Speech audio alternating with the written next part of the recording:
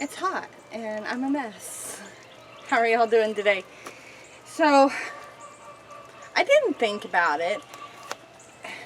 I didn't figure y'all were very interested in watching me sand. So, the other day, I got everything sanded down, washed it, let it dry.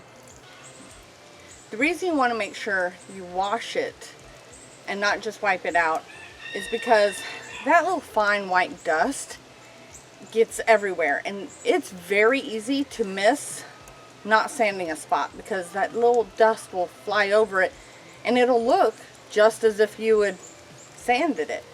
So for reference, I'll put an image right here. I'll put an image right here that will kind of show you what I'm talking about. And that was after I washed it and let it dry. You can see the shiny spots that I completely missed. I don't know how I missed an area that big. But since then, or just a few minutes ago, I finished sanding. I washed it out again. I did let it dry. There was just a few like tiny touch-up spots that I just, instead of getting the sander, just grabbed a piece of sandpaper and went over it, and now I just washed the whole thing down again.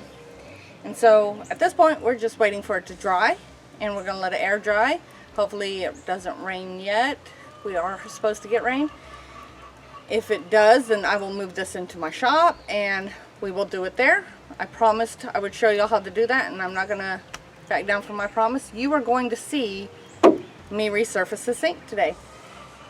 While this dries, I'm going to go get cooled off and we'll be back with you in a bit. Okay. If it's echoey in here, I'm going to apologize. We are in the unfinished soap shop right now. You have to protect this from water. We have a chance of rain. I'm not taking even a chance of one drop of water. It will ruin the whole thing. So, I'm going to turn the camera so that it focuses down on the sink so you can see what I'm doing. And I will talk through what I'm doing, how I'm doing it, and some tips and tricks I've learned in the past.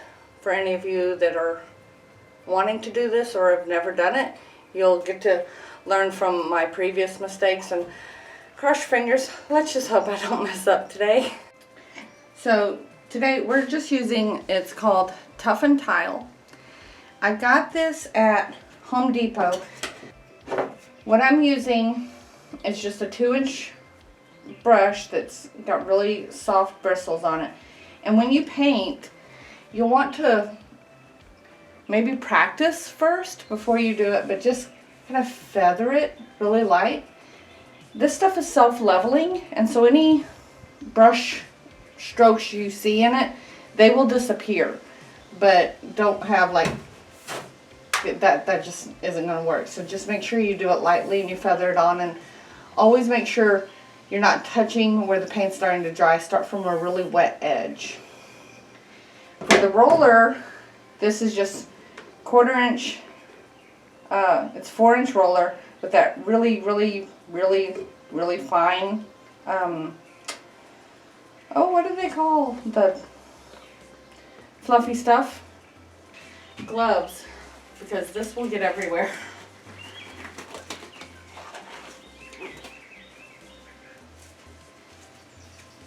And make sure also, I mean, I know I'm doing this outside and in my shop, I've got all the doors open.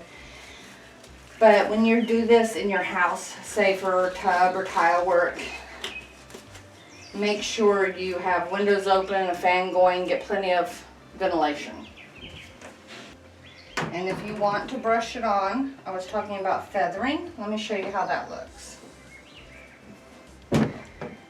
Start from a wet edge, and you'll just feather out, just like that. But you'll see more of that here in a little bit.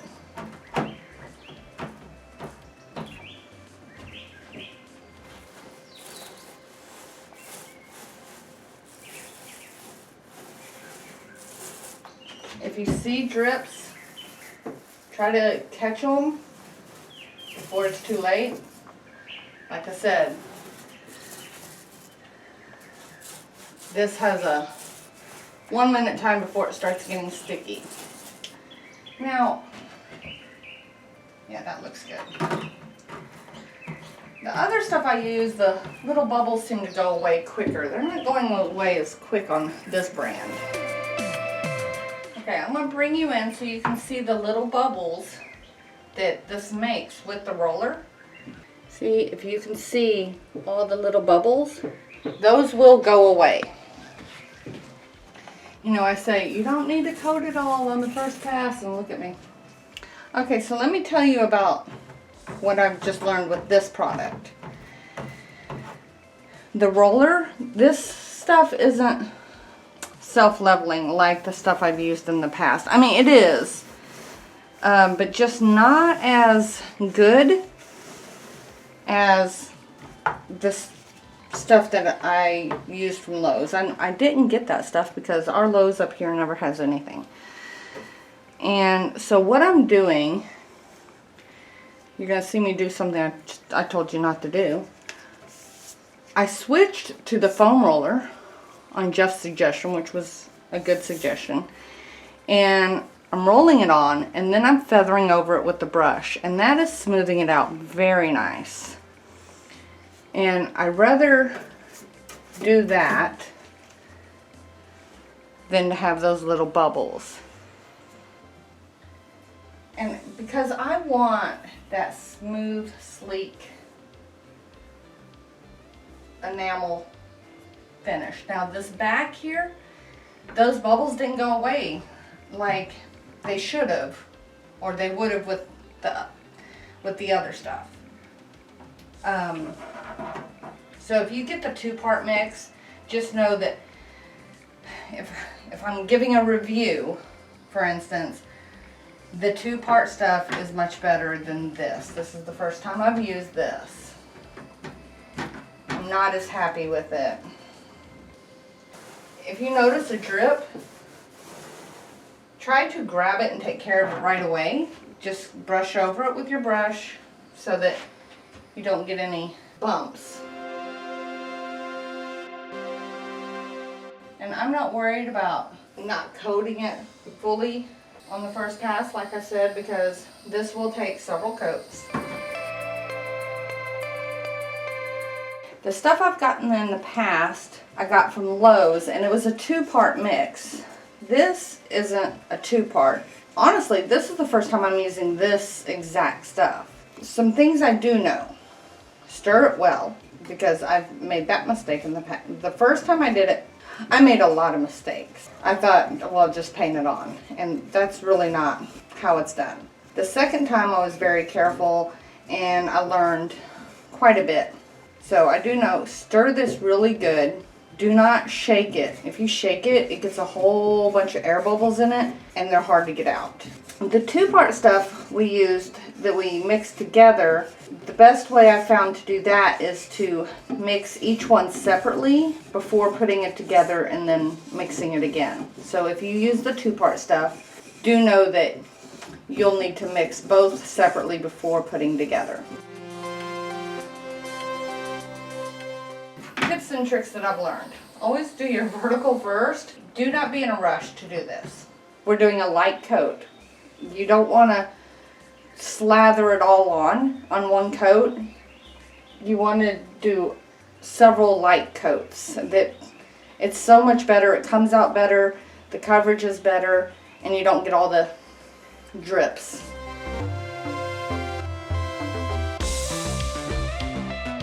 It says this one can will do a standard 6-foot tub. I do have 2 cans because this is an 8-foot sink. It doesn't go down over and have a tall side, so it may work out the same square footage, but you don't want to take chances because after you wait 3 hours between coats, if you wait 6 hours, you have to rough it up and start over.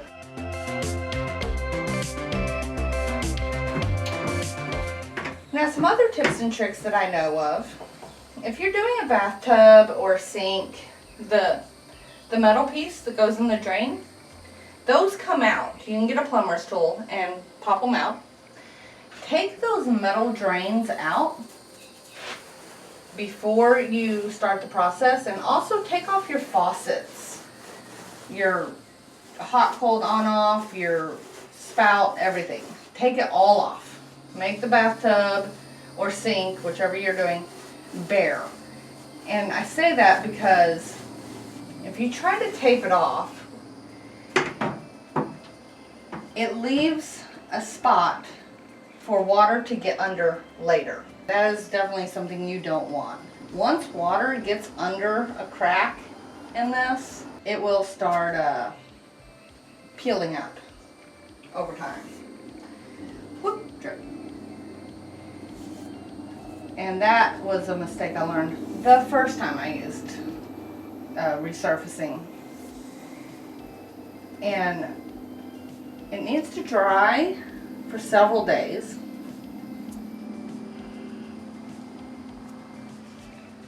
Make sure you let it dry for, they say 3 days. I left mine, the second time I did it, I left it alone for a week. I wasn't having any chances that it was going to mess up.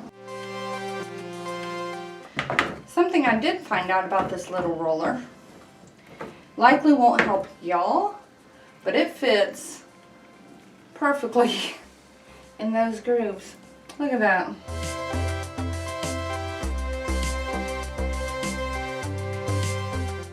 If you find a flaw when you're doing this, make sure you read the instructions and it'll tell you how to fix it. And it's normally after, if you wait too long between coats or if there's drips that you want to fix, you have to let it dry in that area, not the entire, you don't want it to cure 3 days to fix it, because once you do this the first time, doing it again, I know my mom did it. She said she didn't have success going over this second time.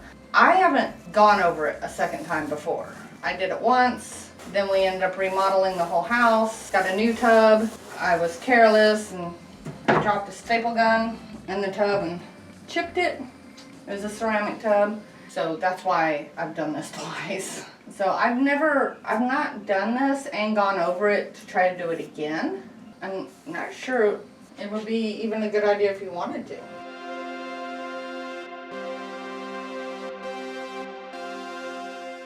There are a couple of things that I've already messed up on, and I want to talk to you about those before we put the next coat on. So I know I might be shadowed. I've got the light bouncing off this white sink. Few mistakes that I definitely made. My fault. So this one can is supposed to do 2 to 3 coats of a standard 6-foot bathtub. This is an 8-foot sink. I was expecting to go through a little more. I used almost the whole can. This is my fault. It's like I said in the beginning, take your time. You don't have to do it all in one coat. You don't have to have full coverage in one coat. I didn't listen to my own advice. I got in a hurry, hot, or just impatient. Pick one, both. So there is some sagging or dripping or whatever you want to call it, runs. That's completely on me. If I was doing this in my bathtub, what I would do is follow the troubleshooting instructions to let this go about 6 hours or more, sand it down and recoat. It's not, this is going in my soap shop for me to clean a bunch of greasy bowls and spatulas. So when I do the second coat, what doesn't cover the runs, doesn't cover the runs. But just heed my advice. Learn from my mistake. Do not get in a rush. Do not try to do this too fast because you'll make mistakes. Other than that, work from top down. A couple of spots, because there's so many angles on this, I have a tendency to work from one side to another, and I should have done like all the top ledge, then the second ledge, then the fronts, then it's just it was a lot. So again, I was in a hurry. If I'd just thought about it and planned, I wouldn't have had that issue.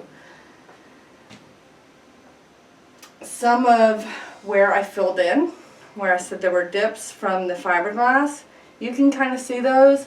Again, I'm not worried about it because this is going in my shop. If I was making a repair on something that was in my home, I would absolutely try to do it better. I'm very happy with how it's turned out so far on the first coat. We will be back to show you the second coat, and I'm only going to do 2 coats. I will wait 3 hours. I will do the second coat, and then we'll bring you in for the final, how it looks. But in the meantime, this is how it looks. I really don't know if you can see those sags on camera. It's very hard to see. But for the most part, that ugly blue sink is looking so much better. I'm very happy with it. So we'll be back with the end result. Final thoughts before I show you the finished. When you go to do this, I said you need really good ventilation. So if you do this in your house, you know, windows open and what have you, try to start in the morning. And the reason I say that is because at night, bugs come to the light, and I spent 10 minutes picking fireflies out of my sink, and I had to touch up those spots. So one last tip for you. Any comments, questions, concerns, tips, tricks, anything that you want to share, please leave those in the comments down below. I never claimed to be a professional. This is the 3rd time I've done it. This is a new product I've done it with.